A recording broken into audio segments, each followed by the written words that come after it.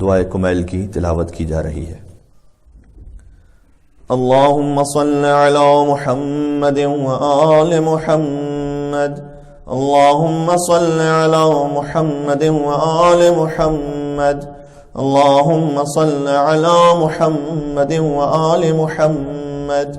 بسم اللہ الرحمن الرحیم۔ اللهم إني أسألك برحمتك التي وسعت كل شيء وبقوتك التي قهرت بها كل شيء وخضع لها كل شيء وذل لها كل شيء وبجبروتك التي غلبت بها كل شيء وبعزتك التي لا يقوم لها شيء وبعظمتك التي ملأت كل شيء وبسلطانك الذي على كل شيء وبوجهك الباقي بعد فناء كل شيء وبأسمائك التي ملأت أركان كل شيء وبعلمك الذي أحاط بكل شيء وبنور وجهك الذي أضاء له كل شيء يا نور يا قدوس يا نور يا قدوس يا أول الأولين ويا آخر الآخرين اللهم اغفر لي الذنوب التي تهتك العصم۔ اے معبود میرے ان گناہوں کو معاف کر دے جو پردہ فاش کرتے ہیں۔ اللہم اغفر لی الذنوب التي تنزل النقم، خدایا وہ گناہ معاف کر دے جن سے عذاب نازل ہوتا ہے۔ اللہم اغفر لی الذنوب التي تغیر النعم، وہ گناہ بخش دے جن سے نعمتیں زائل ہوتی ہیں۔ اللہم اغفر لی الذنوب التي تحبس الدعاء، میرے وہ گناہ معاف کر دے جو دعا روک لیتے ہیں۔ اللہم اغفر لی الذنوب التي تنزل البلاء، اللہم اغفر لی کل ذنب اذنبتو، ہر وہ گناہ معاف فرما جو میں نے کیا ہے۔ وکل خطیئت اخطأتها، ہر لفظ سے درگزر کر جو مجھ سے ہوئی ہے۔ اللہم انی اتقرب الیک بذکرک واستشفع بک الی نفسک واسألک بجودک ان تدنینی من قربک وان توزعنی شکرک وان تلہمنی ذکرک۔ اللہم انی اسألک سؤال خاضع متذلل خاشع متضرع ان تسامحنی، میں سوال کرتا ہوں جھکے ہوئے گرے ہوئے اور ڈرے ہوئے کی طرح کہ مجھ سے چشم پوشی فرما، وترحمنی، اور مجھ پر رحمت نازل کر، وتجعلنی بقسمک راضیا قانعا وفی جمیع الاحوال متواضعا۔ اللہم واسألک سؤال من اشتدت فاقته وانزل بك عند الشدائد حاجته وعظم فيما عندك رغبته۔ اللهم عظم سلطانك وعلى مكانك، اے اللہ تیری سلطنت عظیم اور تیرا مقام بلند ہے۔ وخفی مکرک، اور تیری تدبیر پوشیدہ ہے۔ وظہر امرک، اور تیرا امر ظاہر ہے۔ وغلب قہرک، جبکہ تیرا قہر غالب ہے۔ وجرت قدرتک، اور تیری قدرت کار فرمائے۔ ولا يمكن الفرار من حکومتک، اور تیری حکومت سے فرار ممکن نہیں ہے۔ اللہم لا جد لذنوب لذنوبي غافرا ولا لقبائحي ساترا ولا لشيء من عملي القبيح بالحسن مبدلا غيرك لا إله إلا أنت سبحانك وبحمدك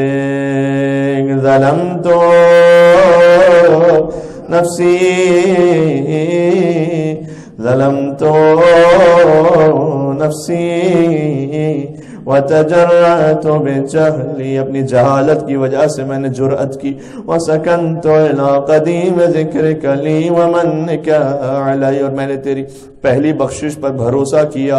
اللہم تو اے میرے اللہ، مولایا کم من قبیح سترتا، تو اے میرے مولا کتنے گناہوں کی تو نے پردہ پوشی کی، وکم من فادح من البلاء اقلتا وکم من عثار وقیتا وکم من مکروہ دفعتا، اور کتنی برائیوں کو مجھ سے دور کیا، وکم من ثناء جمیل لست اہلا لہ نشرتا۔ اللہم اعظم بلائی وافرط بی سوء حالی وقصرت بی اعمالی وقعدت بی اغلالی وحبسنی عن نفعی بعد عملی وخدعتنی الدنیا بغرورها ونفسی بجنایتها ومطالی۔ یا سیدی فاسألک بعزتک الا يحجب عنک دعائی سوء عملی وفعالی ولا تفضحنی بخفی ما اطلعت علیہ من سری ولا تعاجل لی بالعقوبة على ما عملته في خلواتي من سوء فعلي وإساءتي ودوام تفريطي وجهالتي وكثرة شهواتي وغفلتي، وكن اللهم بعزتك لي في كل الأحوال رؤوفا وعلي في جميع الأمور عطوفا۔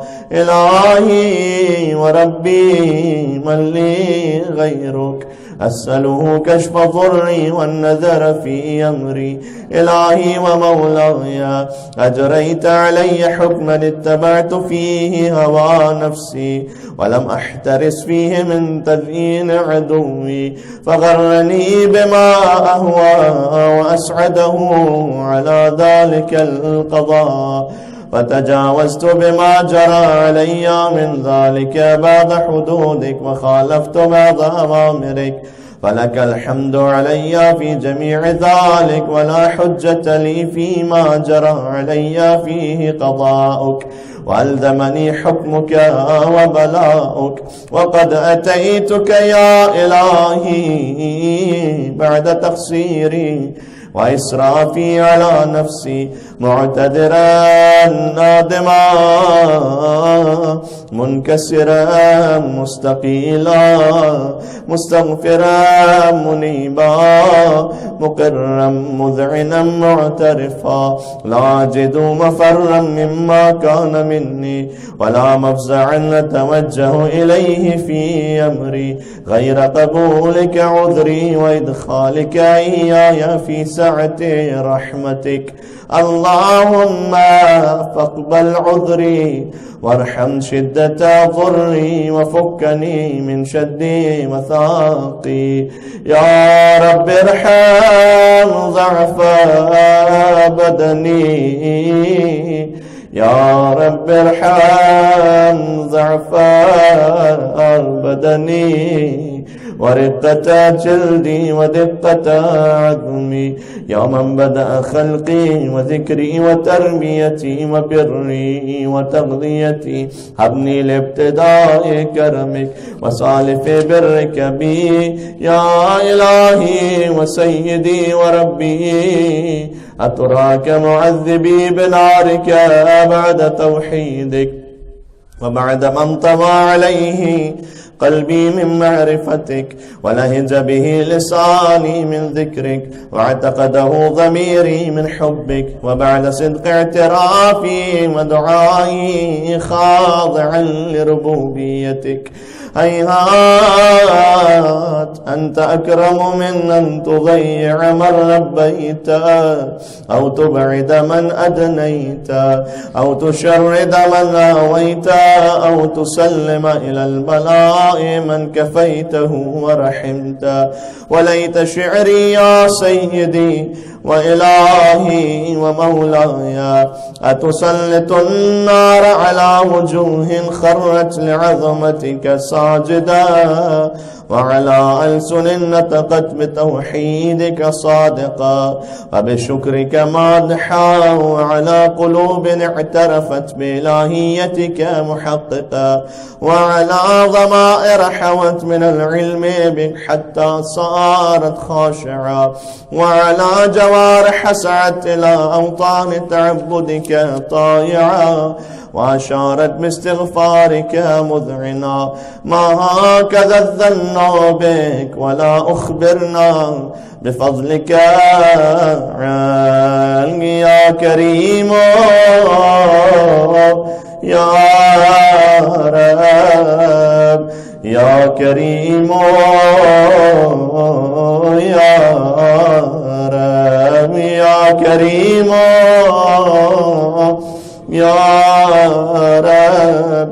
وأنت تعلم ضعفي عن قليل من بلاء الدنيا وعقوباتها، وما يجري فيها من المكاره على أهلها، على أن ذلك بلاء ومكروه، قليل مكثو، يسير بقاء، قصير مدته. فكيف احتمالي لبلاء الآخرة وجليل وقوع المكاره فيها، وهو بلاء تطول مدته ويدوم مقامه، ولا يخفف عن أهله، لأنه لا يكون إلا عن غضبك وانتقامك وسخطك، وهذا ما لا تقوم له السماوات والأرض. يا سيدي فكيف لي وأنا عبدك الضعيف الذليل الحقير المسكين المستكين. يا إلهي وربي وسيدي ومولاي، لأي الأمور إليك أشكو، ولما منها ضج وأبكي، لأليم العذاب وشدته أم لطول البلاء ومدته. فلئن صيرتني للعقوبات مع أعدائك، وجمعت بيني وبين أهل بلائك، وفرقت بيني وبين أحبائك وأوليائك، فهبني يا إلهي وسيدي ومولاي وربي. صبرت على عذابك، فكيف أصبر على فراقك؟ وهبني صبرت على حر نارك، فكيف أصبر عن النظر إلى كرامتك؟ أم كيف أسكن في النار ورجائي عفوك؟ وبعزتك يا سيدي ومولاي أقسم صادقا، لئن تركتني ناطقا لأضجن إليك بين أهلها ضجيج العاملين، ولا أصرخن إليك صراخ المستصرخين، ولا أبكين عليك بكاء الفاقدين، ولا أنادينك أين كنت يا ولي المؤمنين. يا غاية آمال العارفين، يا غياث المستغيثين، يا غياث المستغيثین، بیچاروں کی داد رسی کرنے والے، یا حبیب قلوب الصادقین ویا الہ العالمین، افتراک سبحانک یا الہی وبحمدك تسمع فيها صوت عبد مسلم سجن فيها بمخالفته، وذاقت مع عذابها بمعصيته، وحبس بين أطباقها بجرمه وجريرته، وهو يضج إليك ضجيج مؤمل لرحمتك ويناديك بلسان أهل توحيدك ويتوسل إليك بربوبيتك. يا مولاي فكيف يبقى في العذاب وهو يرجو ما سلف من حلمك؟ أم كيف تؤلمه النار وهو يأمل فضلك ورحمتك؟ أم كيف يحرقه لهيبها وأنت تسمع صوته وترى مكانه؟ أم كيف يشتمل عليه زفيرها وأنت تعلم ضعفه؟ أم كيف يتقلقل بين أطباقها وأنت تعلم صدقه؟ أم كيف تزجره زبانيتها وهو يناديك يا رب؟ أم كيف يرجو فضلك في عتقه منها فتتركه فيها؟ هيهات ما ذلك الظن بك ولا المعروف من فضلك ولا مشبه لما عملت به الموحدين من برك وإحسانك. فباليقين أقطع لولا ما حكمت به من تعذيب جاحديك وقضيت به من إخلاد معانديك لجعلت النار كلها بردا وسلاما وما كان لأحد فيها مقرا ولا مقاما. لكنك تقدست أسماؤك أقسمت أن تملأها من الكافرين من الجنة والناس أجمعين وأن تخلد فيها المعاندين وأنت جل ثناؤك. قلت مبتدئا وتطولت بالإنعام متكرما. أفمن كان مؤمنا كمن كان فاسقا لا يستوون. إلهي وسيدي فأسألك بالقدرة التي قدرتها وبالقضية التي حتمتها وحكمتها وغلبت من عليه أجريتها أن تهب لي في هذه الليلة وفي هذه الساعة كل جرم أجرمته وكل ذنب أذنبته وكل قبيح أسررته وكل جهل عملته كتمته أو أعلنته أخفيته أو أظهرته وكل سيئة أمرت بإثباتها الكرام الكاتبين الذين وكلتهم بحفظ ما يكون مني وجعلتهم شهودا علي مع جوارحي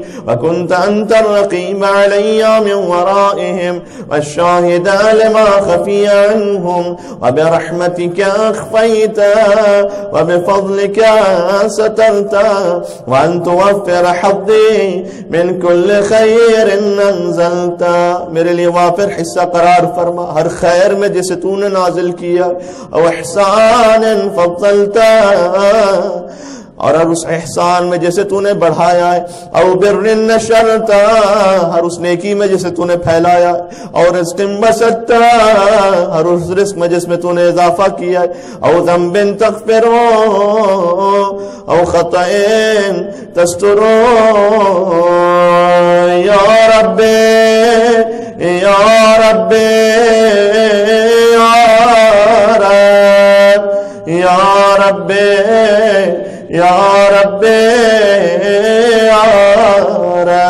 یا الہی و سیدی و مولاي ومالك رقي يا من بيدي ناصيتي يا عليما بضري ومسكنتي يا خبيرا بفقري وفاقتي يا ربي يا ربي يا رب يا ربي يا ربي يا رب.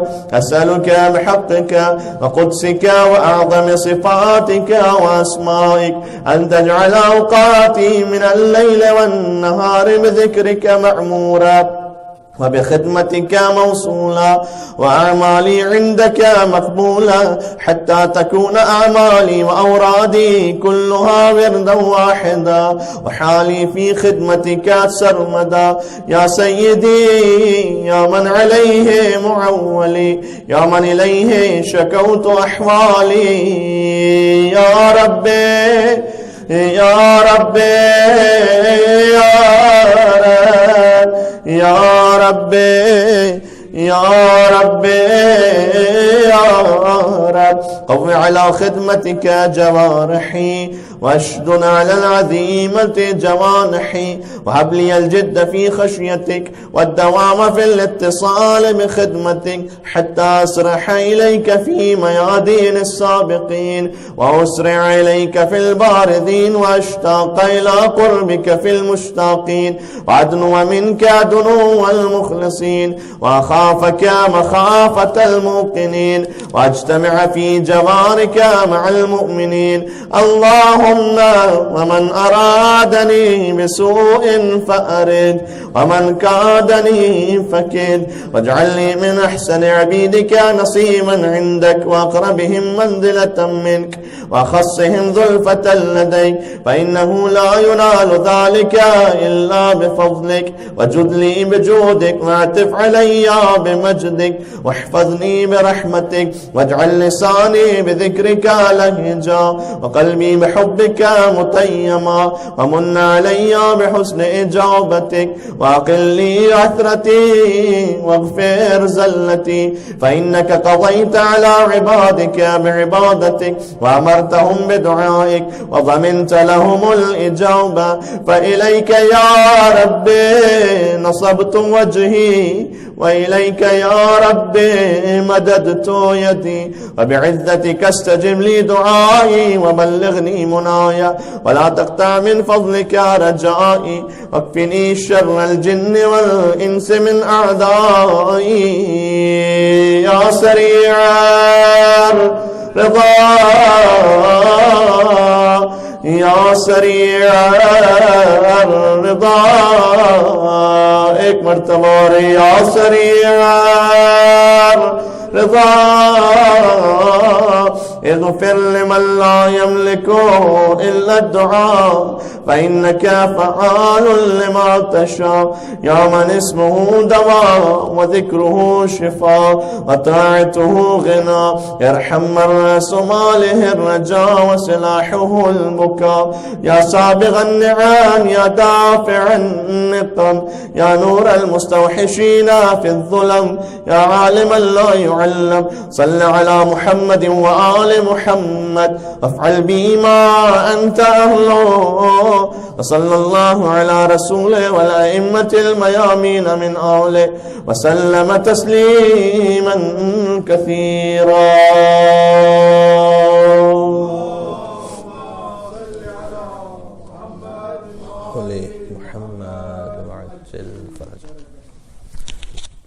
آج کی مجلس برائے ایصال ثواب ہے.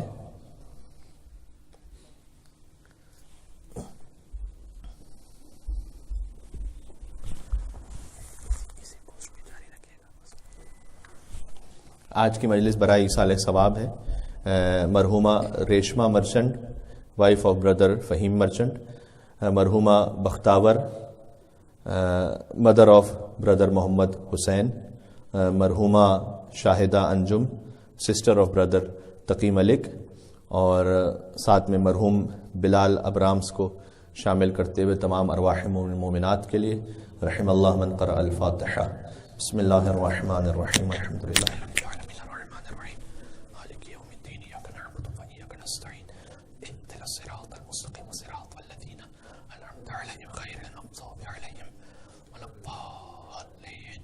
اللهم اغفر للمؤمنين والمؤمنات والمسلمين والمسلمات الأحياء منهم والأموات، تابع بيننا وبينهم بالخيرات إنك مجيب الدعوات، إنك على كل شيء قدير برحمتك يا أرحم الراحمين.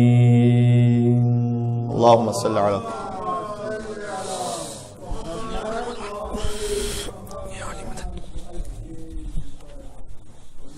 اللهم صل على عجل. بسم الله.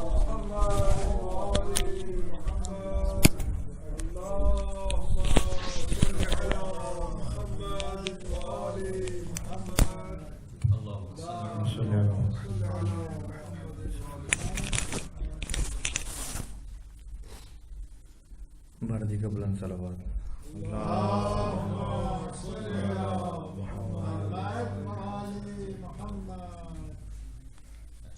سلام کے چند اشارے پیش کریں.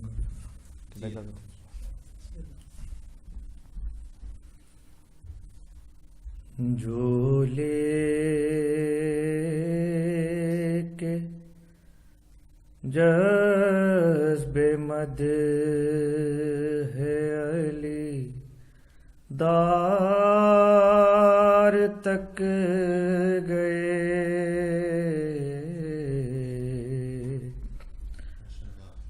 جو لے کے جذب مد ہے علی دار تک گئے،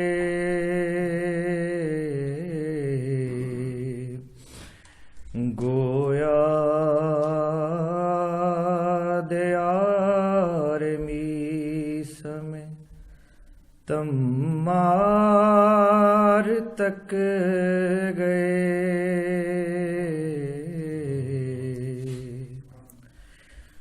گویا دیار میس میں تمار تک گئے،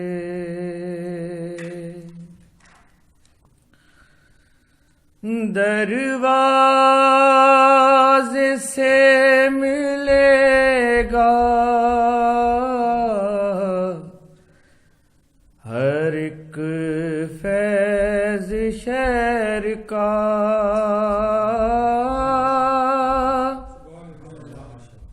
دروازے سے ملے گا ہر ایک فیض شہر کا،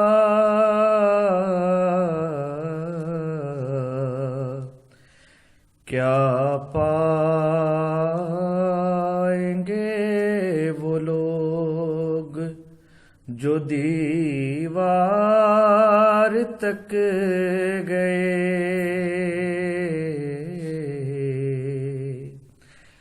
کیا پائیں گے وہ لوگ جو دیوار تک گئے، اور عباس نے الٹ دیا میدان کربلا،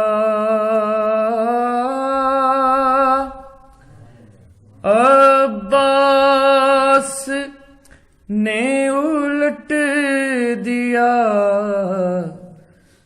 میدان کربلا،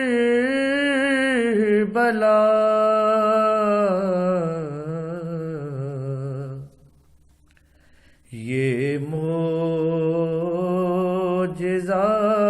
ہے ہاتھ نہ تلوار تک گئے، یہ معجزہ ہے ہاتھ نہ تلوار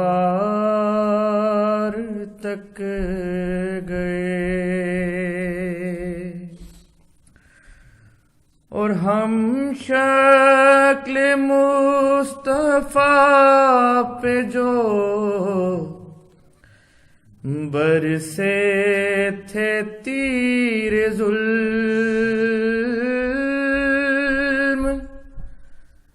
ہم شکل مصطفیٰ پہ جو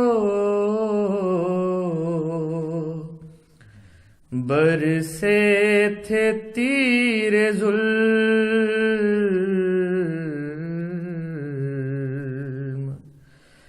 در اصل جسم احمد مختار تک گئے، در اصل جسم احمد مختار تک گئے۔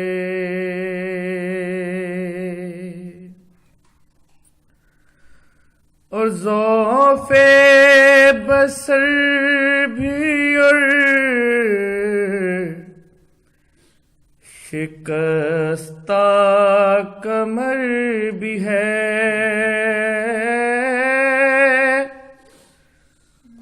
ذوف بصر بھی اور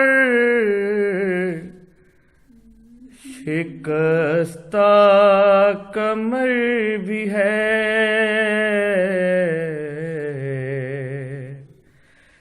کیا جان شاہ کیسے علمدار تک گئے،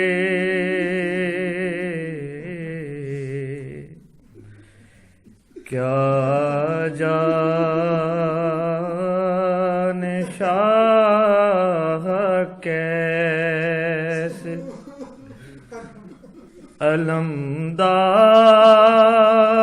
تک گئے۔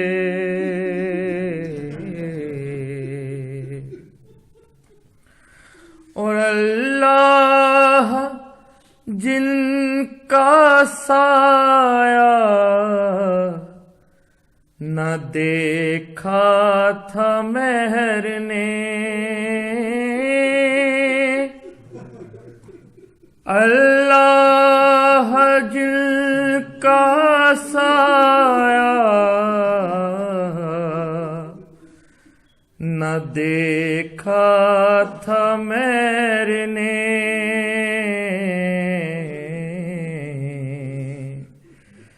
بے پردہ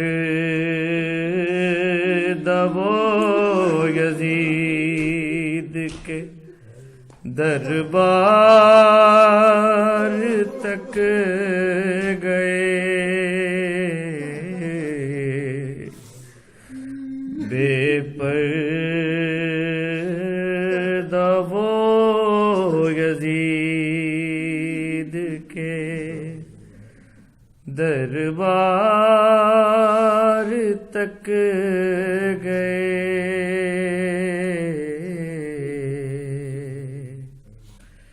اور فتح دیار شام ضروری تھی اس لیے، فتح دیار شام ضروری تھی اس لیے،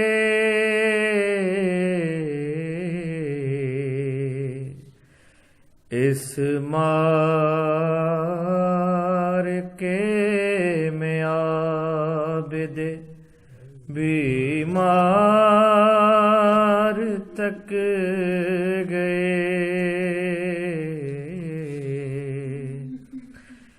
اس معرکے میں عابد بیمار تک گئے۔ یہ آخری شعر جناب علامہ ذیشان حیدر جوادی صاحب مرحوم کا کلام تھا۔ اور یہ معجزہ ہے ماتم سرور کا اے کلیم، یہ معجزہ ہے ماتم سرور کا اے کلیم،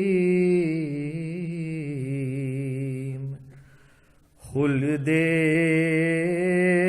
بری میں ہم سے گنہگار تک گئے،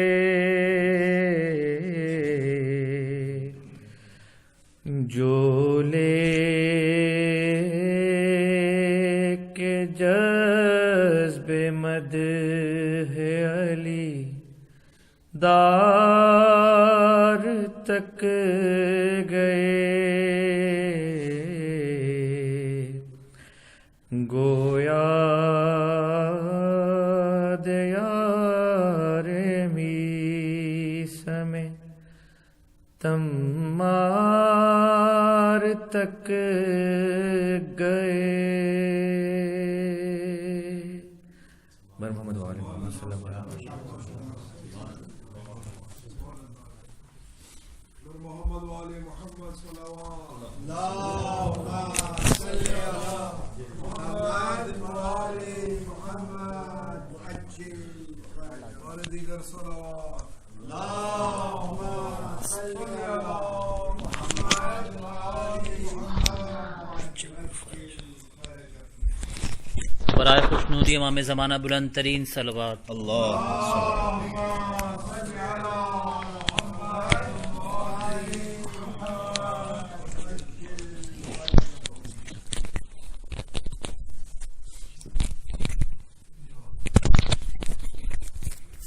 برائے خوشنودی جناب سیدہ سلام اللہ علیہ بلند ترین صلوات۔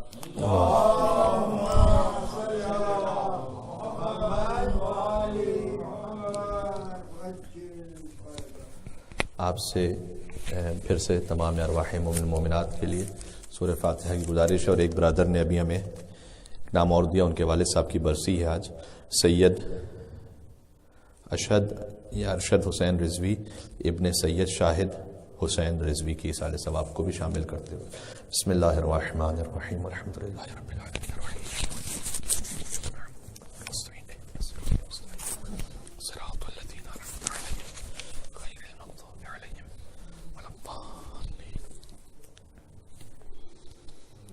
ان اللہ وملائکتہ یصلون علی النبی یا ایھا الذین آمنوا صلوا علیہ وسلموا تسلیما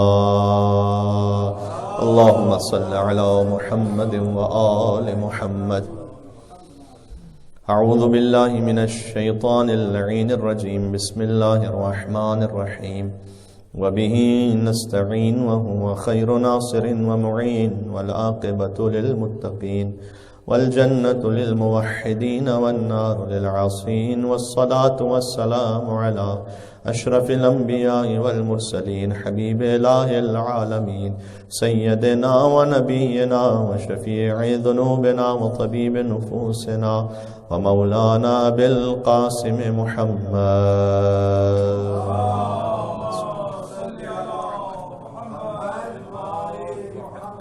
وعلى آله الطيبين الطاهرين المعصومين المظلومين سيما بقية الله في الأرضين الذين أذهب الله عنهم الرجس وطهرهم تطهيرا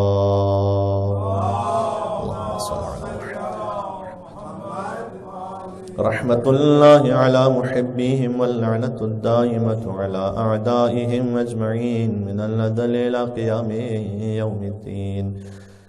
مرحومین کی سال ثواب کے لیے اور مولا کے ظہور میں تعجیل کی دعا کے ساتھ ساتھ اس آفت میں جس وقت دنیا مبتلا ہے، بہت سارے مومنین مسلمین بھی اس میں گرفتار ہیں، تمام مومنین و مسلمین و تمام انسانیت اس سے نجات پا سکے اور خدا متعال کی طرف رجوع کرنے کی توفیق کو حاصل کر سکیں، اس کی حجت کو پکارتے ہوئے دعا امام زمانہ عجل اللہ تعالی فرجہ الشریف۔ بسم اللہ الرحمن الرحیم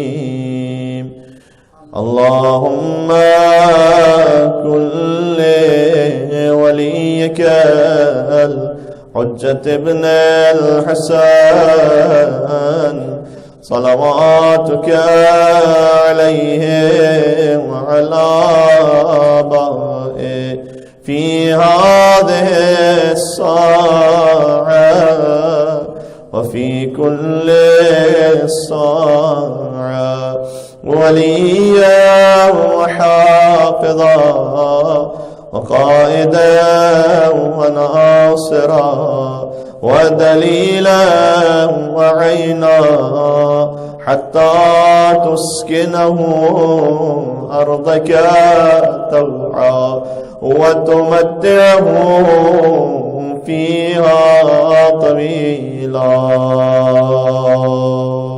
اللهم صل على محمد و آل محمد. آپ سے گزارش ہے کہ ایک اور مل کے باواز بلند صلوات بید محمد و آل محمد پر. اللہم صل علی محمد و آل محمد. سب سے پہلے تو ان حالات میں خاص خدا متعال کا پھر سے شکر بجا لاتے ہیں کہ امام بارگاہ میں آنے کی توفیق نصیب ہو رہی ہے اور یہاں سے ذکر اہل بیت اطہار علیہ السلام ہو رہا ہے اور نشر ہو رہا ہے دنیا میں. اور یقیناً جو آپ حضرات یہاں پر موجود ہیں، چونکہ 20 افراد کی اجازت ہے تو 20 سے کم تر ہی احتیاطاً یہاں موجود ہیں. تو اگرچہ کہ امام بارگاہ سے یہ مجلس ہو رہی ہے لیکن بہرحال ایک غربت کا عالم محسوس ہوتا ہے، اور خاص طور پر شبہ جمعہ اور بالخصوص جب ایصال ثواب کی مجالس ہوں تو یہ امام بارگاہ میں یہاں پیر رکھنے کی جگہ نہیں ہوتی معمولاً، خاص طور پر اس ہال میں. لیکن جو آفیشلز ہیں ان کی ہدایات پر عمل کرتے ہوئے یہ مجلس اس انداز سے ہو رہی ہے، اور آپ سے امید ہے کہ آپ گھروں میں انشاءاللہ فرش اعزا بچھا کر اس مجلس کو اسی انداز سے اسی کیفیت میں لے رہے ہوں گے کہ جیسے گویا آپ امام بارگاہ میں موجود ہیں. فاصلے ہیں لیکن دوریاں نہیں ہیں، ورچولی ہم ایک دوسرے سے کنیکٹڈ ہیں.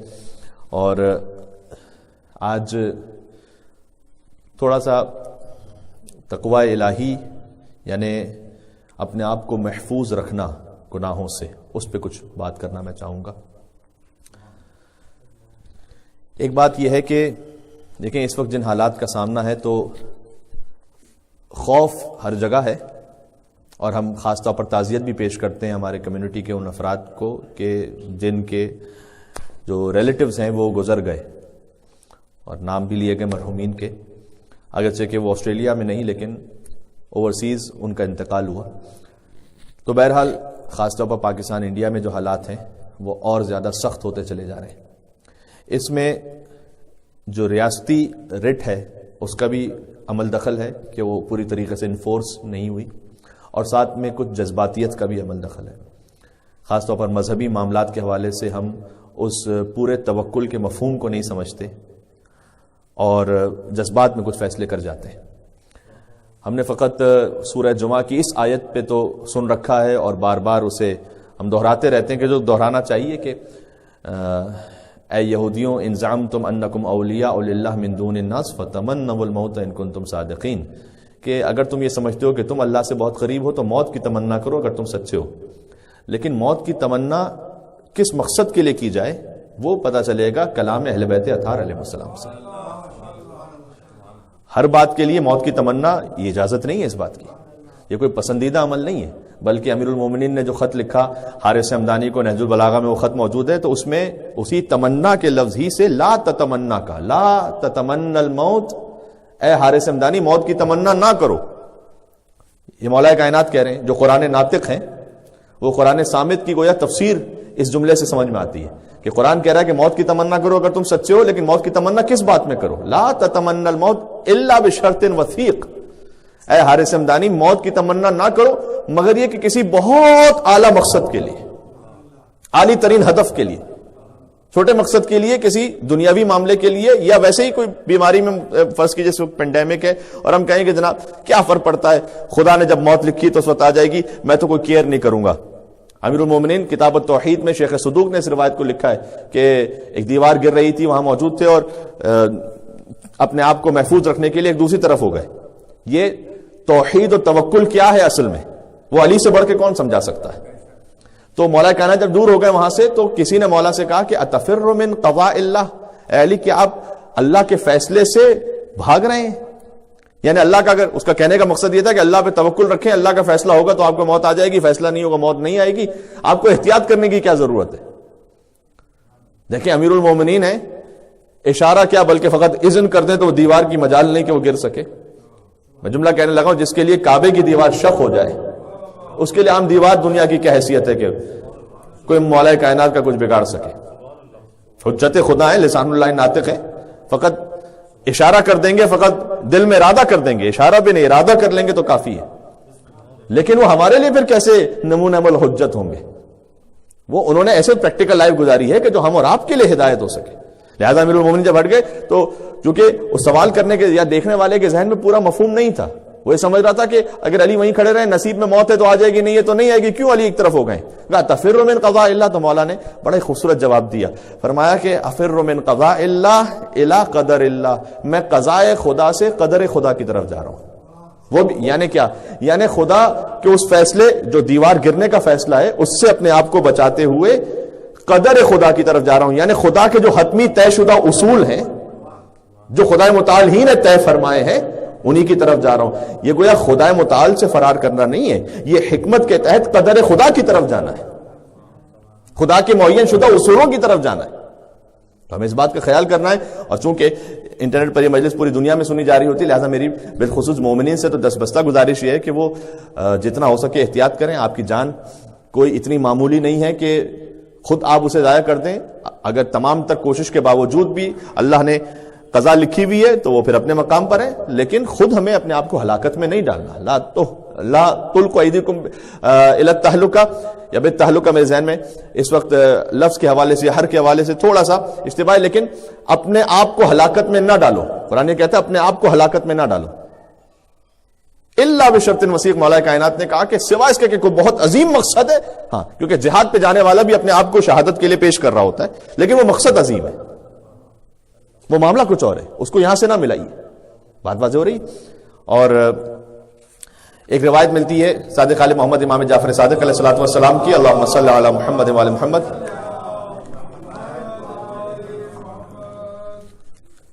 اس وقت بھی ایک معاملہ اس طرح سے تھا کہ ایک شخص تھا کہ جو ایک مصری بیماری میں، یعنی وہ کنٹینجس تھی، اس پہ مبتلا ہو گیا تھا، اور امام علیہ السلام سے وہ ایک جگہ گزرنے والے تھے امام، تو وہاں بیٹھ گیا تھا کہ جب امام گزریں گے تو میں امام سے جا کے پوچھوں گا کہ مولا اس کے لیے کیا شفا ہے. اور جیسے وہ امام کے قریب آنے لگا تو امام نے کہا رک جاؤ، قریب نہ ہو.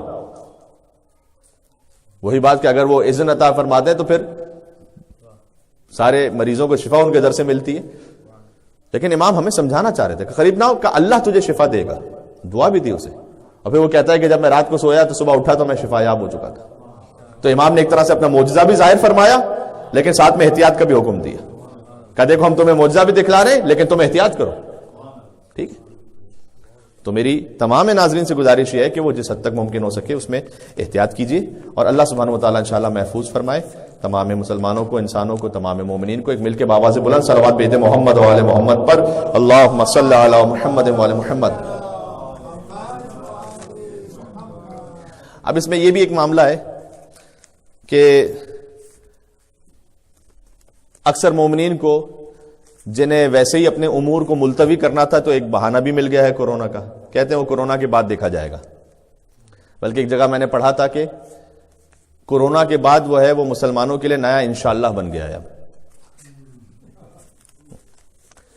کہ ہم معمولاً کیا کیا جائے، انشاءاللہ کو بھی اسی لیے یوز کرتے ہیں کہ بعد میں کسی معاملے کو ٹال دینا ہو.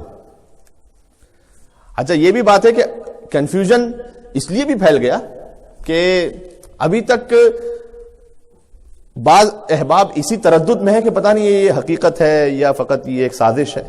دیکھیں جس طریقے سے بھی سٹارٹ ہوا تھا وہ اس میں بایو ٹیررزم کا اثر تھا یا قدرتی طور پر سٹارٹ ہوا تھا، اس کی ویکسین کے لیے کیا کیا کچھ معاملات ہیں، ان میں جو آپ سازش تلاش کرنا چاہیں وہ کیجیے، لیکن یہ ایک ریالٹی اور حقیقت ہے. بہرحال وائرس ایک موجود ہے. کیا کہا جائے اس قوم کے لیے کہ جو کورونا کو افسانہ اور ارطغرل کو حقیقت سمجھتی ہے. یہ جملہ آپ کا اگر آپ تک پہنچ جائے تو جو بالکل افسانہ ہے اس کو حقیقت لوگ سمجھتے ہیں. ارطغرل جس کے لیے معتبر ہسٹری میں 1 سے 1.5 صفحات سے زیادہ ہے نہیں، جو کچھ پھر ہے وہ انہی کے عثمانی سلسلے نے، اسی کے بچوں نے آگے جا کر، بھائی اس کی نسل میں جو آبا و اجداد کے لیے تاریخ لکھیں گے تو کیا ہوگا. اسلام کے ساتھ یہی تو مشکل ہوئی تھی. اسلام کے بعد وفات رسول 100 سال تک بنی امیہ کی حکومت رہی تھی. تو بنی امیہ کی 100 سال تک جو حکومت رہی ہے تو آپ کیا ایکسپیکٹ کرتے ہیں کہ وہ ابو سفیان کو، وہی لوگ تو پھر ہوں گے نا، ابو سفیان کو مسلمان لکھیں گے، ابو طالب کو کافر لکھیں گے. کیونکہ 100 سال تک انہی کی حکومت رہی ہے نا. تو آپ کیا ایکسپیکٹ کرتے ہیں کہ ابو سفیان کی حقیقت لکھیں گے؟ کیا وہ حضرت ابو طالب السلام کے ایمان کے بارے میں لکھیں گے؟ بالکل یہی معاملہ. تو قوم اس وقت ارطغرل کو حقیقت سمجھ رہی ہے, کورونا کو افسانہ سمجھ رہی ہے. اس میں ہمارے میڈیا کا بھی معاملات ہیں, عمل دخل ہے, بہرحال تربیت کا بھی فقدان ہے. اور میں اپنے آپ کو کوئی یہاں سے بات کرتے ہوئے کسی کی اہانت یا توہین نعوذ باللہ نہیں کرنا چاہتا. شاید اگر میں اس کیفیت میں انہی حالات میں ہوتا تو اتنا بھی نہ سمجھ پاتا جتنے وہاں پر لوگ سمجھ پا رہے ہیں. تو یہاں سے ایک برادرانہ, عالمانہ تو نہیں کہوں گا, برادرانہ ایک گزارش ہے کہ جتنا ہو سکے مومنین اس کے حوالے سے خیال کریں. اور جو موضوع ہم آپ کی خدمت میں عرض کرنا چاہتے تھے, اب مجھے نہیں پتا کہ میں کتنی بات اس پہ کر پاؤں گا, تھوڑا سا تفصیل سے لکھ کر لایا تھا کہ ایک آیت ہے جس کا ایک حصہ آیت تطہیر ہے, سورہ احزاب سورہ نمبر 33 آیت نمبر 33. آیت تطہیر سب کو یاد ہے, لیکن یہ جو آیت شروع ہوتی ہے یہ ازواج رسول کے بارے میں. اچھا, ازواج رسول کے سلسلے میں آیت ہے, لیکن آخری جو حصہ اس کا ہے وہ پنجتن پاک کے بارے میں. تو ایسا کیوں ہے, اس پر میں 1-2 مجالس میں گفتگو کر چکا ہوں, کبھی ہو سکتا ہے بعد میں گفتگو. اس وقت یہ کلام کا موضوع یعنی عقائد کا موضوع اس وقت نہیں, میں اسے ایک اور نصیحت ہم سب کی خدمت میں عرض کرنا چاہتا ہوں.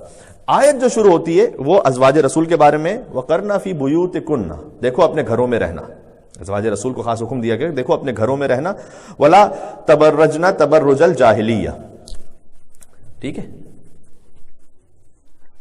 خبردار, دیکھو جاہلیت اولا والے کام یعنی وہ زینتیں نہ کرنا جو جاہلیت کے گزشتہ جاہلیت کے زمانے میں کرتے تھے. یہاں پر لفظ یہ استعمال کیا گیا, غور فرمائیے گا, یہ بات میں آیت میں کیوں پڑھ رہا ہوں آپ کے سامنے. اللہ نے حکم دیا کہ دیکھو جاہلیت اولا, پہلے والی جاہلیت کے کام نہ کرنا. تو اگر حکم دینا ہوتا کہ زمانے جاہلیت کے کام نہ کرو, یعنی قبل از اسلام جو زمانہ جاہلیت کہلاتا ہے وہ کام نہ کرو, تو یہ جاہلیت کا لفظ تو ہے, لیکن اولا کا لفظ کیوں ہے یہاں پر؟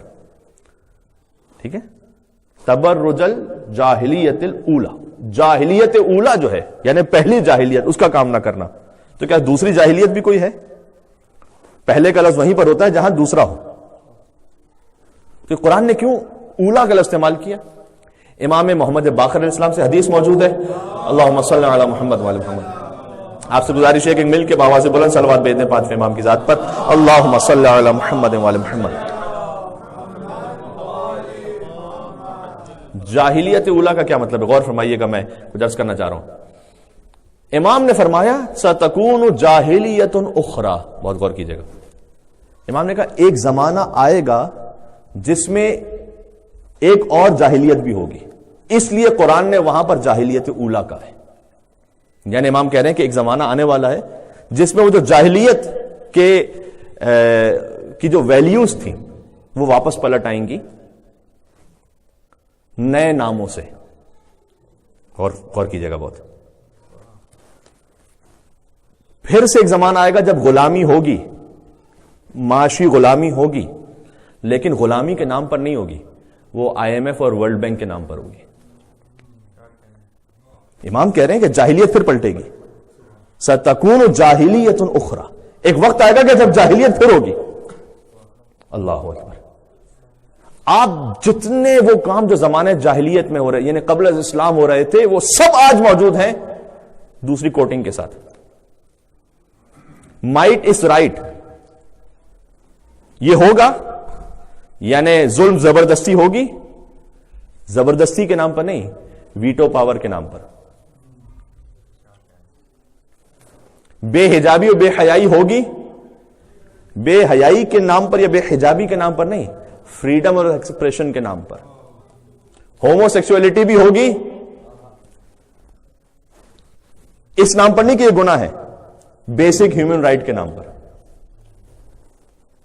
ہر وہ شے کہ جو آپ کو رسول اللہ سے پہلے کی اقوام میں اور اس جاہلیت کے زمانے میں جو گناہ تھے وہ سب آپ کو یہاں پر ریپیٹ ہوتے ہوئے ملیں گے بہت اچھے الفاظ کے ساتھ.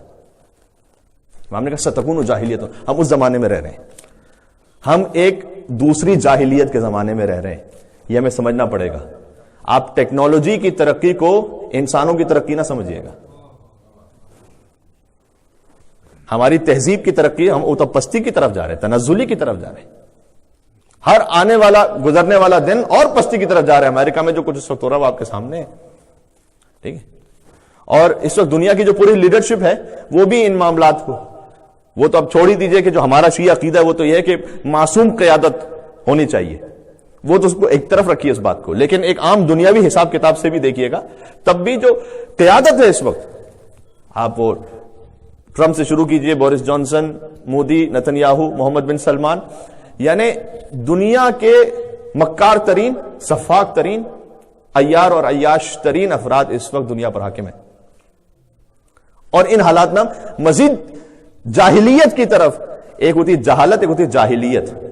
جہالت وہ ہے کہ جہاں اگنورنس ہو، جاہلیت وہ ہے جہاں کمپاؤنڈ اگنورنس ہو۔ کیا مطلب؟ جاہل وہ ہوتا ہے جو نہیں جانتا، جاہلیت یعنی ہم یہ بھی نہیں جانتے کہ ہم نہیں جانتے، ہمیں احساس بھی نہیں ہے، کم سے کم ایک دفعہ احساس ہوتا ہے کہ ہاں یہ غلط ہو رہا ہے، نہیں اب احساس بھی ختم، احساس بھی ختم کہ یہ غلط ہو رہا ہے۔ اس سے اپنے آپ کو بچانا بہت ضروری ہے۔ ایک ہوتا ہے گناہ سے اپنے آپ کو بچانا، ایک ہوتا ہے یہاں اس کنٹری میں رہتے ہوئے، اس جیسے کسی بھی کنٹری میں رہتے ہوئے یہ احساس مر جانا، یہ اس سے بھی بڑی آفت ہے کہ یہ غلط ہو رہا ہے، کیونکہ ہر روز اپنے سامنے گناہوں کے اتنے منظر دیکھتے ہیں، اتنے منظر دیکھتے ہیں کہ احساس ہی مر جاتا ہے، پھر غلط ہی نہیں رہتا۔ یہ ہوتی ہے جاہلیت، کمپاؤنڈ اگنورنس، یہ بھی نہیں پتا کہ ہمیں نہیں پتا، یہ بھی احساس نہیں کہ یہ غلط ہو رہا ہے۔ اب اس پہ بہت بات ہو سکتی ہے، لیکن میں اس سے اپنے آپ کو کیا بچایا کیسے جائے؟ قرآنی اس کا نام ہے تقوی۔ مجھے پتا ہے کہ آپ نے بار بار یہ لفظ سنا ہوا ہے، اس پہ علماء کرام نے بہت گفتگو کی کہ قرآن کا یہ موضوع ہے، نہج البلاغہ کا یہ موضوع ہے۔ تقوی کا مطلب کیا ہے؟ یعنی حفاظت، سمپل ورڈز میں، یا کوئی میں فلسفیانہ گفتگو کرنے کے لیے تو نہیں آیا ہوا، میں بہت عام سادہ زبان میں بات کر رہا ہوں۔ حفاظت، یہ متقی کسے کہتے ہیں؟ جو محفوظ ہو۔ غور کیجئے گا، تقوی آپ کو محدود نہیں کرتا، تقوی آپ کو محفوظ بناتا ہے۔ کیا فرق ہے؟ کیا فرق؟ یعنی کنسٹرین نہیں ہے، اس میں امیونٹی ہے۔ دیکھیں میں آپ کو مثال دیتا ہوں، آپ شو پہنتے ہیں پیروں میں تو بظاہر تو آپ کا پیر محدود ہو جاتا ہے یا نہیں؟ یہ محدودیت اچھی ہے یا بری ہے؟ یہ اچھی ہے۔ ہر محدودیت بری نہیں ہوتی، اس لیے کہ اس سے آپ کو امیونٹی مل رہی ہے بہت سارے خطرات سے۔ ٹھیک ہے، بالکل یہی ہے تقوی، کہ ہماری روح امیون ہو جائے، محفوظ ہو جائے یہ ساری خرافات سے۔ اب مثال کے طور پر دیکھیں، کیا پھر مولانا صاحب یہ دنیا بری ہے یا دنیا سے ہم کٹ کے رہیں؟ نہیں، ہم سے یہ نہیں کہا گیا، ہم سے نہیں کہا کہ ہم دنیا سے کٹ کے رہیں گے۔ روحبانیت نہیں ہے اسلام میں، مناسٹسزم جائز نہیں ہے، بیوی بچوں کے ساتھ رہنا ہے، کام کرنا ہے، کاروبار کرنا ہے، آپ نے پڑھنا ہے، آپ نے جاب کرنی ہے، یہ سب آپ نے مارکیٹ میں جانا ہے، باہر نکلنا ہے، سب کرنا ہے آپ نے۔ بلکہ آپ غور فرمائیے گا، لطف کی بات یہ ہے، 3 نام دنیا کے ایسے ہیں جو قرآن میں استعمال ہوئے ہیں، جو کوئی شاید ایکسپیکٹ نہ کرتا ہو کہ اللہ دنیا کو ان اچھے ناموں کے ساتھ بھی یاد کر رہا ہے قرآن میں۔ مثال کے طور پر ایک جگہ اللہ نے دنیا کو فضل کہا ہے۔ فضل اچھی بات ہے نا، یعنی فضل یعنی فضیلت، یعنی ایک اچھی شے، بہت مشہور آیت ہے، تقریباً میں پڑھوں گا تو آپ میں سے بہت سے اس کو دل میں دہرانے بھی لگیں گے، سورہ جمعہ کی آیت فَإِذَا قُضِيَتِ الصَّلَاةُ فَانتَشِرُوا فِي الْأَرْضِ وَابْتَغُوا مِنْ فَضْلِ اللَّهِ۔ دیکھو جب نماز مکمل کر لو تو زمین میں پھیل جاؤ اور فضل خدا کو تلاش کرو۔ فضل یعنی دنیا کماؤ، جاؤ، دنیا کو فضل کا اللہ نے یہاں پر۔ تو کیوں اللہ فضل، اگر دنیا اتنی ہی بری ہے تو اللہ فضل کیوں کہہ رہا ہے یہاں پر؟ ایک مقام پر کا وہ آیت بھی سب کو مجھے اطمینان ہے کہ دل میں ہے، المال والبنون زینۃ حیات دنیا، مال اور اولاد جو ہے دنیا کی زندگی کی زینت ہے۔ اللہ نے دنیا کو زینت بھی کہا ہے، فضل بھی کہا ہے، خیر بھی کہا ہے۔ اللہ نے دنیا کو ایک جگہ خیر بھی کہا ہے، سورہ بقرہ آیت نمبر 180، کتب علیکم اذا حضر احدکم الموت ان ترک خیرا الوصیہ، تم پر فرض کر دیا گیا ہے کہ جب کسی کی موت آنے لگے تو اگر وہ کچھ خیر چھوڑ کے جا رہا ہے تو وصیت کرے۔ خیر کا مطلب یہاں مال ہے، اللہ مال کو خیر بھی کہہ رہا ہے، فضل بھی کہہ رہا ہے، زینت بھی کہہ رہا ہے۔ دنیا بری نہیں ہے، دنیا سے محبت بری شے ہے، دونوں میں فرق ہے، یہ ایک جملے میں خلاصہ ہے۔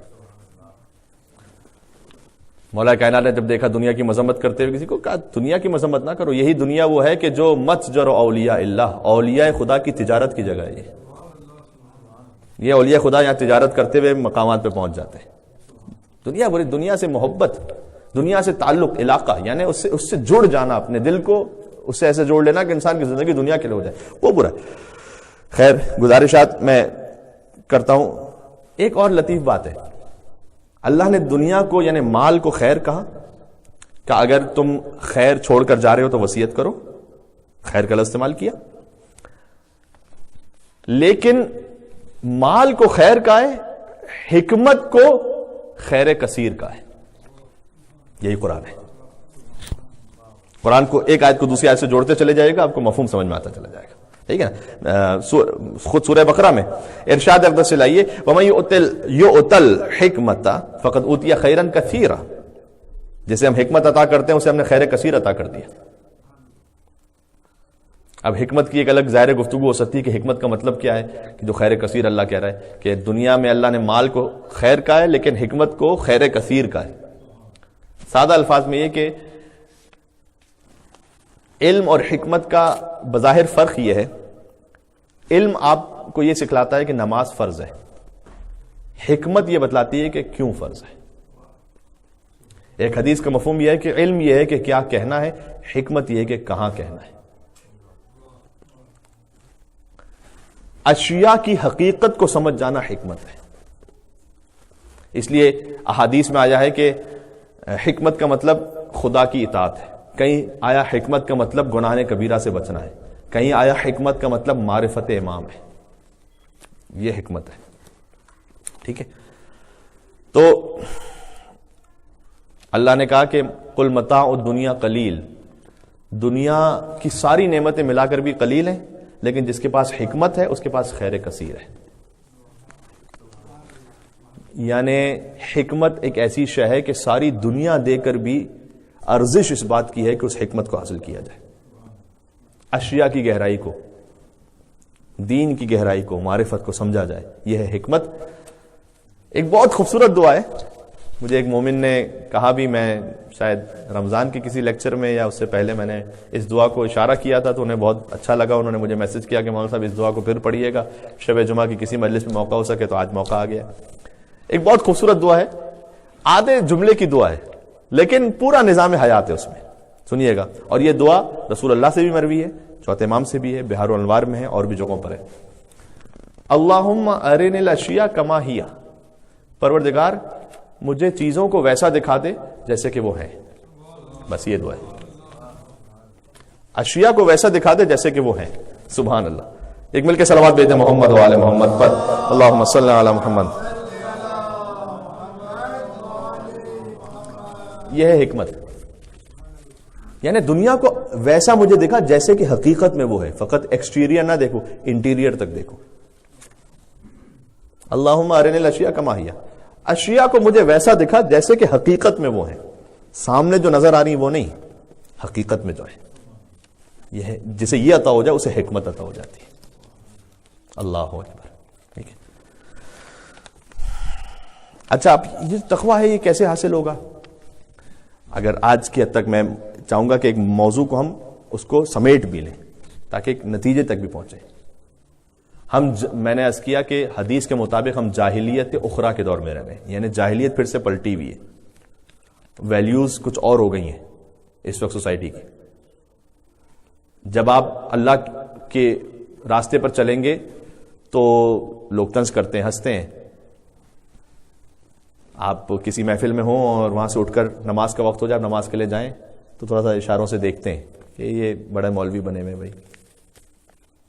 اور مثال کے طور پر اگر یہ بھی سورہ مطففین میں ہے، اگر آپ کی اجازت ہو تو میں پیش کروں کہ جب آپ تقویٰ پر عمل کریں گے تو کیا ہوگا. 4 باتوں سے آپ کو گزرنا پڑے گا. جب آپ اللہ کے راستے پہ چلیں گے 4 طرح کے ٹونٹ ہوں گے. یہ اللہ نے پہلے ہی قرآن، پرچہ اوپن ہے، یہ میری غلطی کہ میں نہیں پڑھتا اسے. اللہ نے پہلے بتا دیا تم ہمارے راستے پہ چلو گے کیا ہوگا.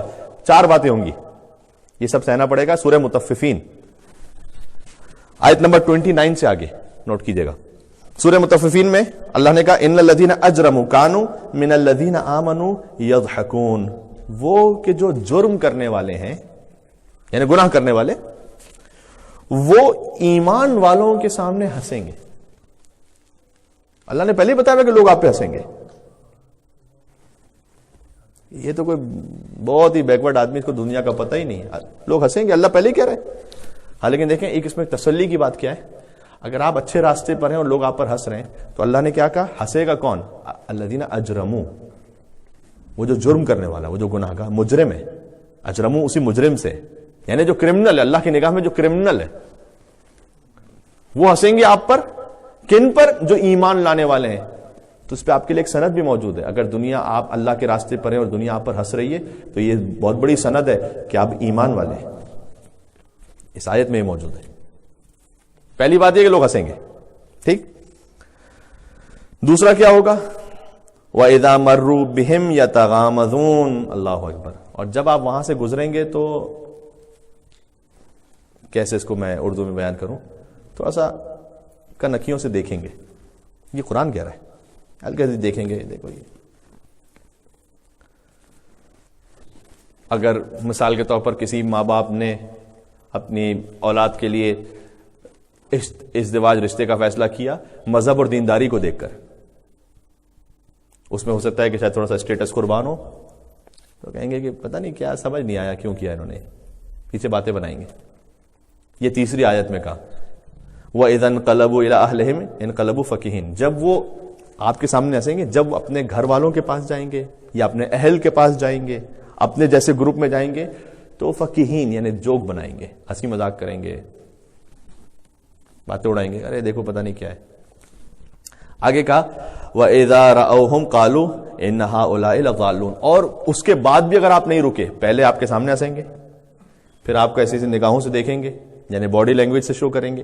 جب اپنی محفلوں میں بیٹھیں گے تو آپ کے لیے ساری کمنٹس پاس کریں گے، اور پھر بھی آپ اللہ کے راستے سے نہ ہٹے تو پھر جب آپ کو سامنے دیکھیں گے، اب تو کوئی آپشن نہیں رہا، تو ان ہؤلاء لضالون، تو کہیں گے بھائی تم لوگ در حقیقت گمراہ ہو، تم اتنا دین کوئی گاڑا تھوڑی ہے. وہ آپ ہی پہ پلٹا دیں گے کہ تم ہی لوگ گمراہ ہو. تو وہ کہیں گے کہ یہ تو خود ہی، ان کو تو اتنی سینس ہی نہیں ہے. اسلام اتنا بھی کوئی نہیں کہتا، اسلام اب ایسا بھی کوئی حجاب نہیں کہتا. یہ کیا کہ جو ہے نا اپنے آپ کو پورا جو ہے وہ کور کیا ہوا، اور کوئی اور کلرڈ بھی نہ پہنو، فقط جو ہے نا بلیک پہنو، یہ تو پہنو. بجائے اس کے کہ اپریشیٹ کرنے کے کہ بھائی ٹھیک ہے، ہاں آپ کو کم سے کم توفیق ہوئی ہوئی ہے، ہم اس راستے پہ انشاءاللہ اللہ سے دعا کرے کہ آ جائیں، وہ آپ کو ڈیگریڈ کریں گے، ڈی موٹیویٹ کریں گے. اچھا اگر ایسا ہو جائے تو بہرحال قربانی دینی پڑتی ہے. پھر یہ قربانی ہے. دیکھیں میں بس اب بات کو سمیٹتا ہوں. اب آپ نے رہنا ہے اور ہم نے رہنا ہے اس راستے پر. اس کے لیے کیا کرنا ہے؟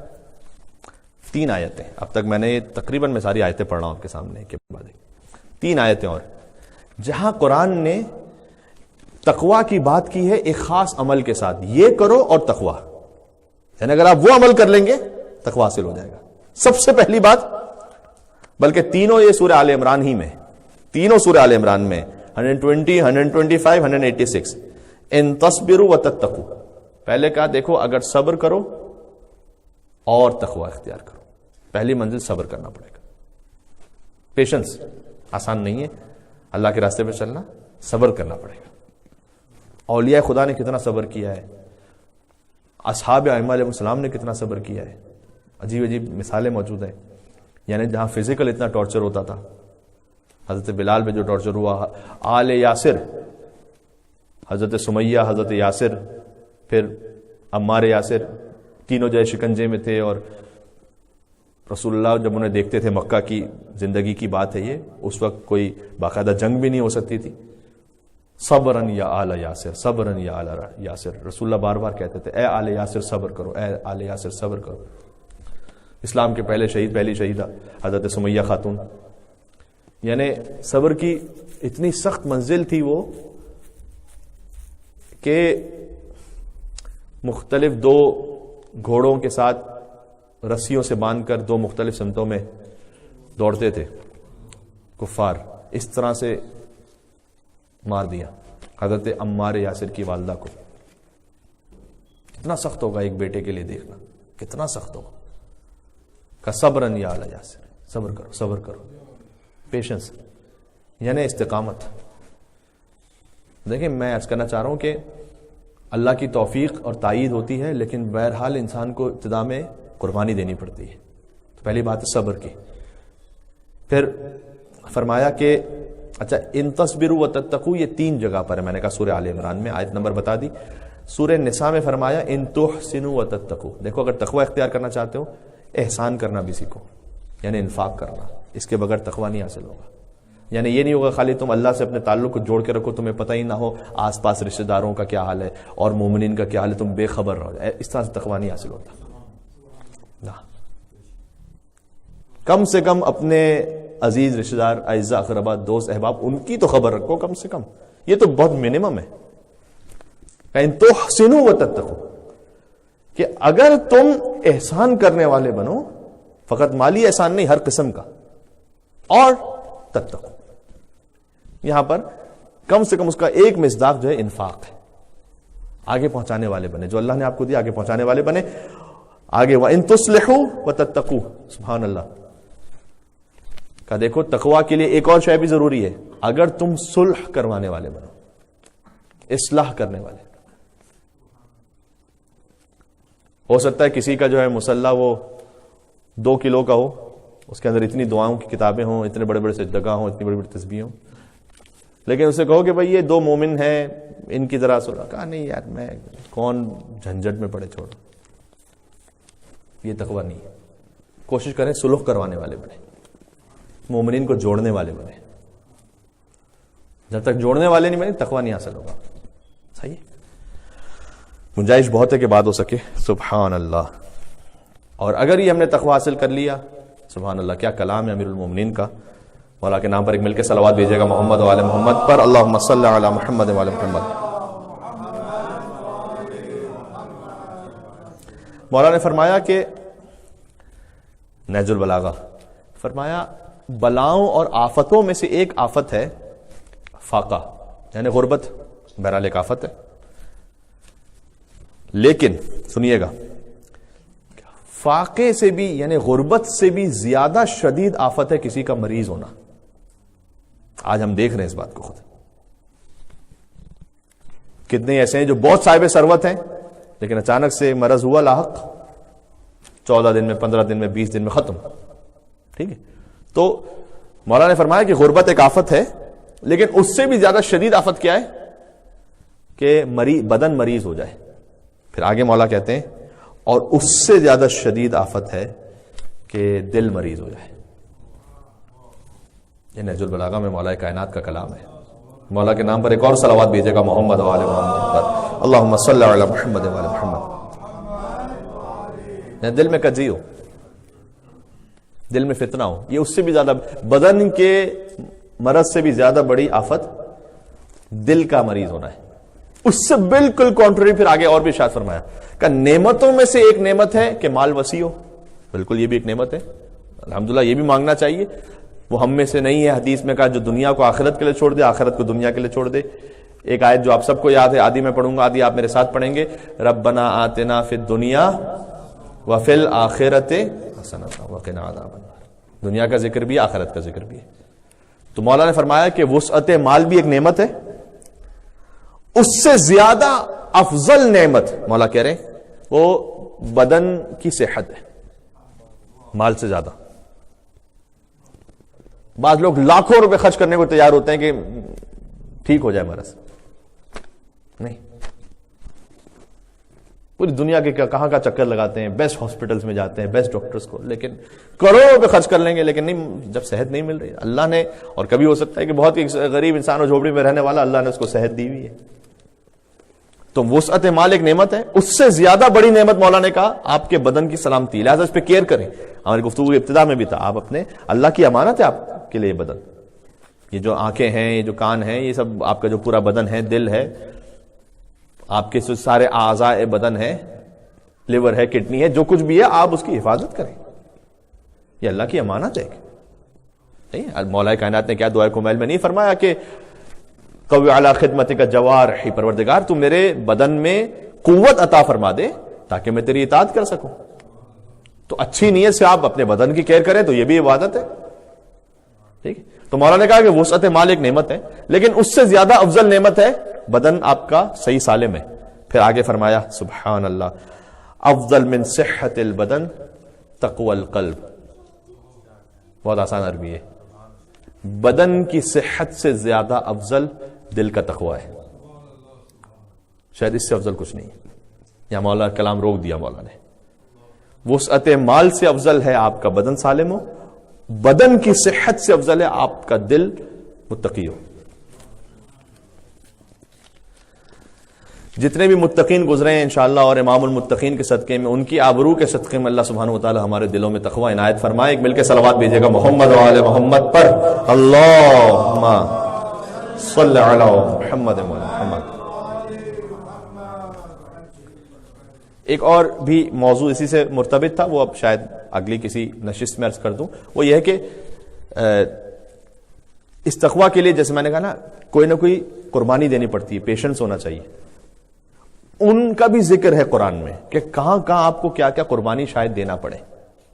مثلا کہیں ہے مال کی قربانی. یہ انفاق کی میں بات نہیں کر رہا، یہ کہیں پر آپ کا شاید حق بھی ہوگا، آپ کو شاید چھوڑ دینا پڑے، اس کی بات کر رہا ہوں میں. کیوں؟ اس لیے کہ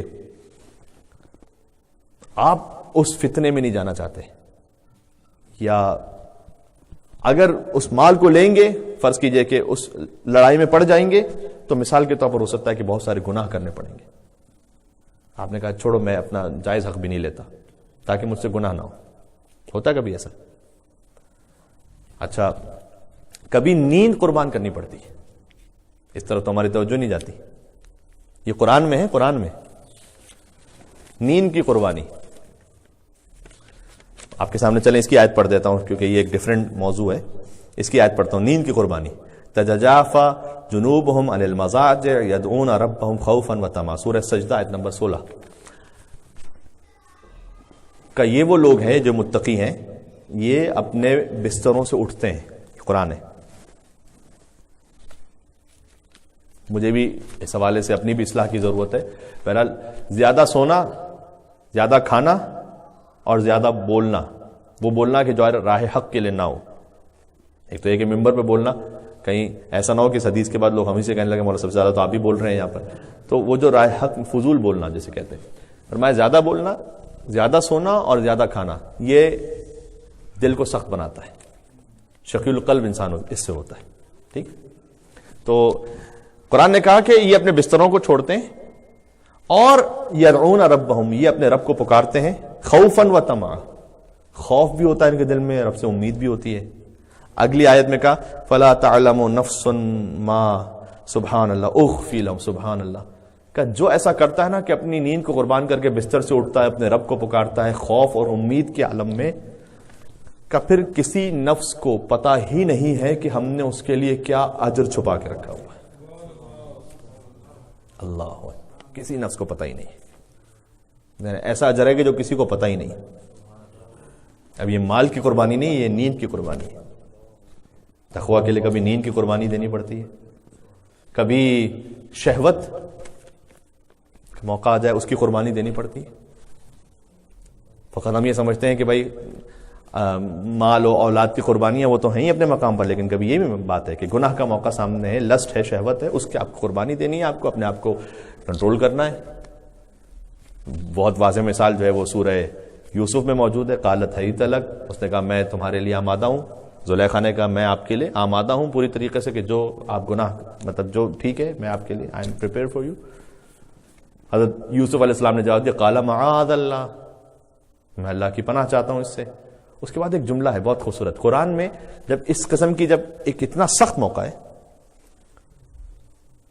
قرآن کہہ رہا ہے کہ وہ یوسف کی طرف متوجہ ہو گئیں اور یوسف بھی متوجہ ہو جاتے اگر وہ رب کے برہان کو نہ دیکھتے.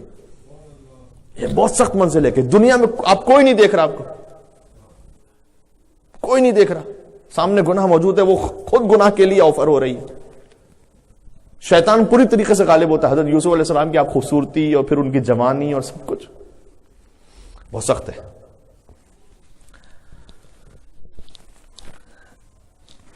حضرت یوسف علیہ السلام قال معاذ اللہ، میں اللہ کی پناہ چاہتا ہوں. جب اس سخت منزل پر آ کر کوئی اپنے آپ کو بچا لینا، اس کے بعد کی جو کنٹینیوشن ہوتی ہے وہ بہت امپورٹنٹ ہوتی ہے کہ دیکھیں پھر اللہ کیا کہلوا رہا ہے. خدا حضرت یوسف علیہ السلام نے کیا کہا یا کیا میسج دیا ہمیں.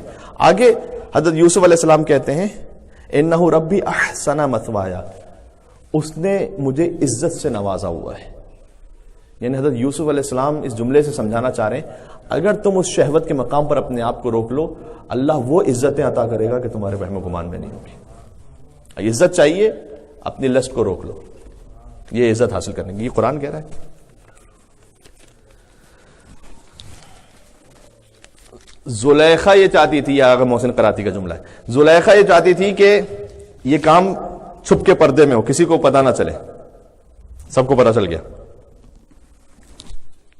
ٹھیک ہے.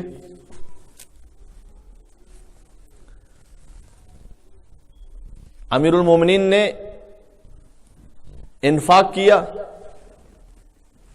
فرمایا، ایک آیت ہے کہ مومن وہ ہوتے ہیں کہ جو دن علل اعلان چھپ کر سختی میں تنگی میں انفاق کرتے ہیں. ٹھیک ہے. مولا کائنات نے 4 درہم تھے، ایک سختی میں خرچ کیا، ایک فراوانی تھی جب خرچ کیا، ایک چھپ کے خرچ کیا، ایک اعلان کر کے خرچ کیا. اللہ نے آیت نازل کی.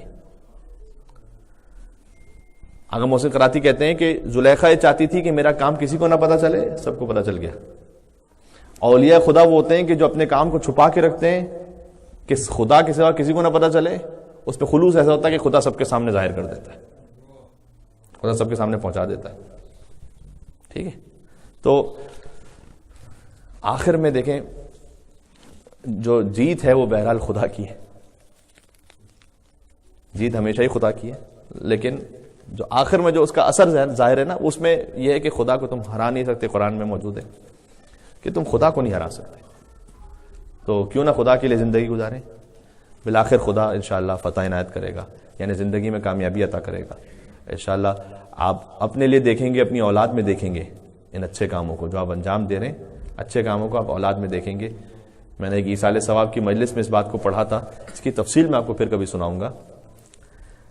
آپ نے سنا ہے نا کچھ علماء کے واقعات میں کہ جب جسم ان کی قبر کھول دی گئی تو جسم ان کا ٹھیک تھا. غور کیجیے گا، میں جملہ کہنے لگا ہوں.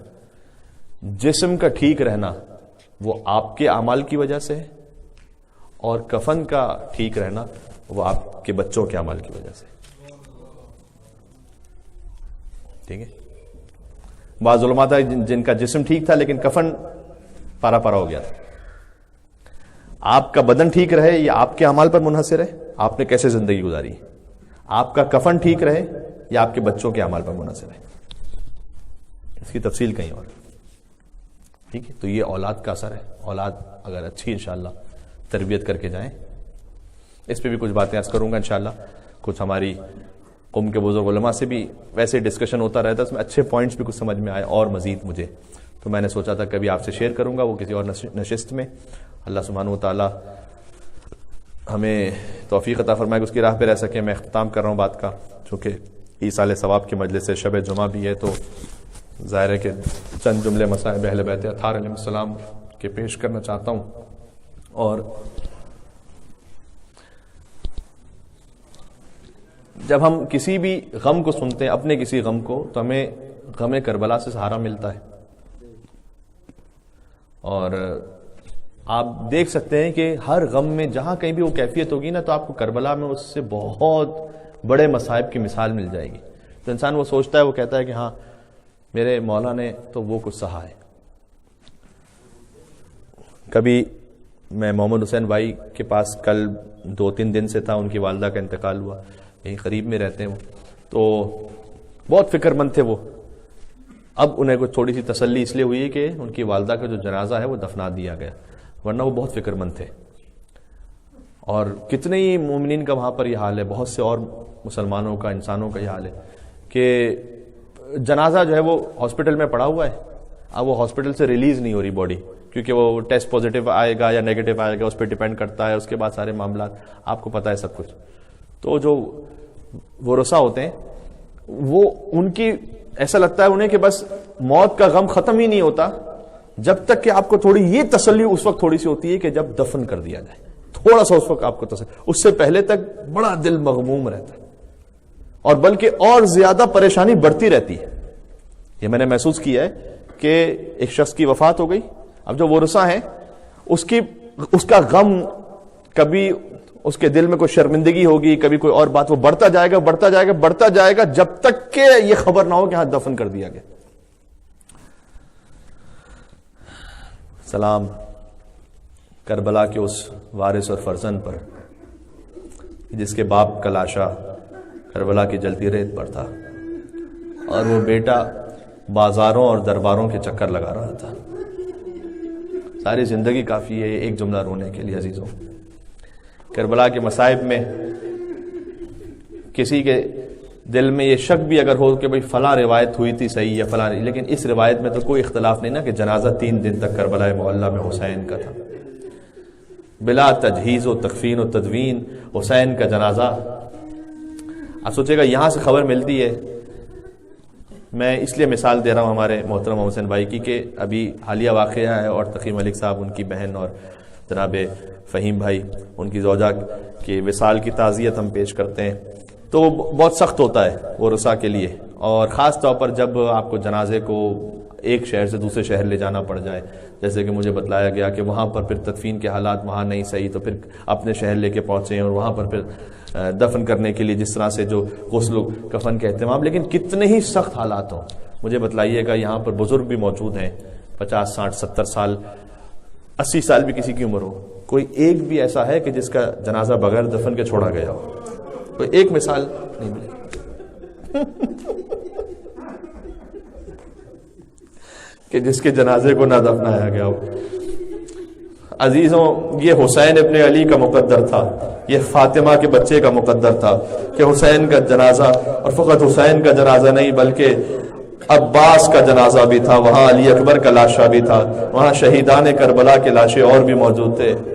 اللہ اکبر، یہ سارے لاشیں بے گور و کفن وہاں پر تھے، اور امام سجاد علیہ السلام بعد میں آئے تھے اور انہوں نے اس لاشوں کو دفنایا تھا. اور کسی بیٹے نے اپنے باپ کو ایسے نہیں دفنایا جیسے کہ سجاد نے حسین کو دفنایا، اس لیے کہ کوئی ایسا نہیں ہوتا کہ جو 3 دن کا بھوکا پیاسا ایسے مار دیا جائے کہ وقت آخر بھی پانی نصیب نہ ہو سکے.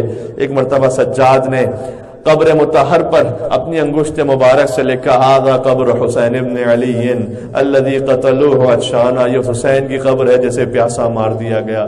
عزیزوں، میں آخری جملہ کہنا چاہتا ہوں، بہت انشاءاللہ کہ ریا فرمائیں گے. اس میں بڑی رقت بھی ہے، اس لیے کہ زہیر قین جو تھے ان کی زوجہ ایک روایت کے مطابق وہ جو امام حسین کے لشکر میں شامل ہو گئے، لیکن وہ چلی گئی تھی کوفہ دوبارہ سے، تو وہ کوفہ میں تھی. اور جیسے ہی شہادت کی خبر ملی، ابھی تو قافلہ پہنچا بھی نہیں تھا، پتہ چلا کہ حسین کو کربلا میں مار دیا گیا ہے، تو زہیر قین کی زوجہ نے ایک غلام ان کے پاس تھا، اسے کفن دیا، اور کفن دے کر، اب یہ نقل بالمعنی کر رہا ہوں، مفہوماً روایت کو اس طرح سے نقل کیا گیا ہے، اور بیان یوں ہے کہ جب کفن دیا تو کفن دے کر کہا کہ دیکھ حسین تو نواسہ رسول ہے، حسین کو کسی نہ کسی نے کفن دے دیا ہوگا، لیکن زہیر کا لاشا جو ہے نا بے گور و کفن ہوگا، تو ایسا کرنا تو کربلا جانا، زہیر کو دفن کر دینا، اور اس کے بعد تو آزاد ہے.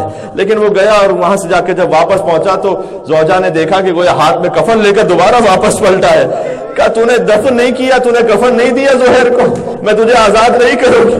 اس نے کہا بی بی میں بڑا شرمندہ ہوں، جب میں وہاں کربلا کے میدان میں پہنچا تو ایک نہیں 72 لاشیں بے گور و کفن پڑے ہوئے تھے. 72 لاشیں بے گور و کفن پڑے ہوئے تھے. بی بی مجھے حیا آئی کہ میں فقط زہیر کو دفن کر دوں اور حسین کا لاشا بے گور و کفن رہ جائے.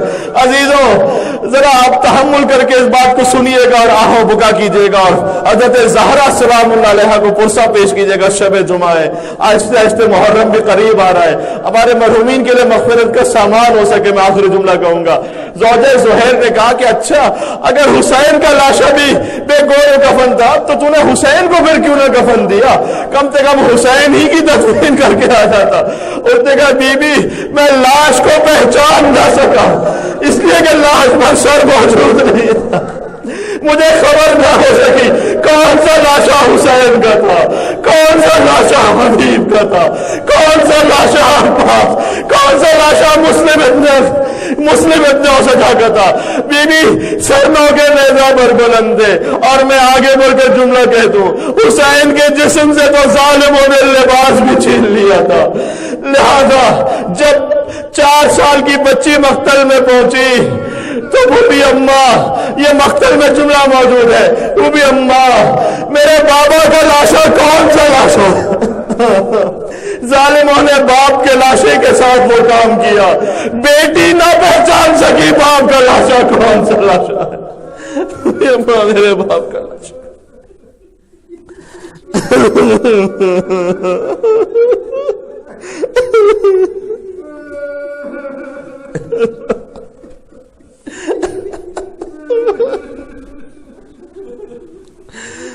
میرے بابا کا لاشا کون سا لاشا ہے؟ تو یہ ہے کہ بی بی زینب سلام اللہ علیہا نے بھی سوال کیا تھا، انت اخی الحسین، مقتل میں بیوی کا یہ جملہ، کیا تو ہی میرا اخی حسین ہے، کیا تو ہی بھائی حسین ہے؟ لاشے کا عالم ہوتا ہے کہ بیوی کو سوال کرنا پڑے، کہیں حسین نے پلٹ کر نہ پوچھ لیا ہو تو ہی میری بہن زینب ہے، سر پر رضا کہاں چلے گئے بہن زینب؟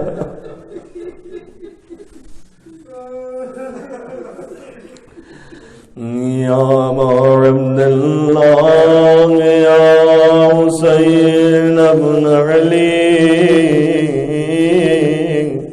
ایوہ الشہید المظلوم یا ابن رسول اللہ یا حجت اللہ علی خلقہ یا سیدنا و مولانا انا توجہنا واستشفعنا وتوسلنا بك إلى الله وقدمناك بين يدي حاجاتنا يا وجيها عند الله اشفع لنا عند الله۔ تمام مرحومین کے لیے یا وزیر عند اللہ اشفع لنا